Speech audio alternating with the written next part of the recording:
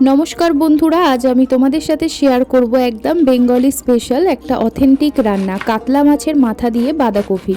এই রান্না খুব স্বাদের, সবার ফেভারিট। ভিডিওটা শেষ পর্যন্ত দেখতে থাকো।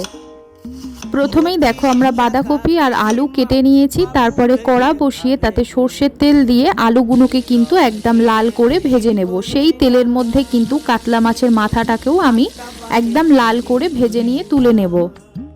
তেলের মধ্যে ফোড়ন দিয়ে দিলাম তেজপাতা, শুকনো লঙ্কা, গোটা গরম মশলা, গোটা জিরে। তারপর দিয়ে দিলাম টমেটো কুচি, আদা রসুন পেঁয়াজ বাটা। মশলাটা ভালো করে কিন্তু কষিয়ে নিয়ে ভেজে রাখা মাছের মাথাটা দিয়ে আরও মিনিট 5 কষে নিয়ে ভেজে রাখা আলু, তারপর বাঁধাকপিটা দিয়ে দেব। এইবার কিন্তু একে একে দিয়ে দেব গুঁড়ো মশলা। এইবার 5 থেকে 7 মিনিট ঢাকা দিয়ে রান্না করে নিলেই কিন্তু তৈরি হয়ে যাবে কাতলা মাছের মাথা দিয়ে বাঁধাকপি। দেখো, দেখতেও কত সুন্দর হয়েছে, গন্ধটাও কিন্তু দারুণ এসেছে। ঘরের খাবারের স্বাদ কিন্তু সম্পূর্ণ একটা অথেন্টিক হয়, একবার ট্রাই করলেই বুঝতে পারবে। বাই।